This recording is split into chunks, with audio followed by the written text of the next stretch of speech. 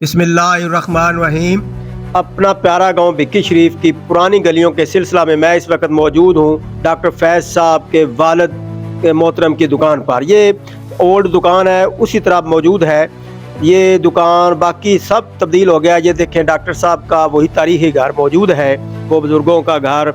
वो 35-40 साल पहले हम छोटे दुकान पे आते थे। तो ये देखें, आइए मिलते हैं डॉक्टर साहब से। ये डॉक्टर फैज़ अहमद साहब हैं, इनसे मालूमात ली। इन्होंने कहा कि आप जो है वो टाइम ज़्यादा लेकर आएँ तो इंशाल्लाह सारी तारीख़ी हिस्ट्री आपको बताएंगे, इस घर के और गांव की भी बताएंगे। तो मैंने कहा डॉक्टर साहब ठीक है, इंशाल्लाह फिर दोबारा आप पर स्पेशल एक ब्लॉग बनाएंगे। तो डॉक्टर साहब से खासी खुशगवार गुफ्तगू हुई। उसके बाद हम आगे चलते हैं, डॉक्टर साहब की गली का विज़िट आपको करवाते हैं। ये देखें, डॉक्टर साहब का घर एक तारीख़ ही रह गया, बाकी तमाम घर जो है वो नए बन चुके हैं। डॉक्टर साहब का वही तकरीबन मेरे ख्याल में 45 साल तो मैंने भी इसको हो गया देखे हुए।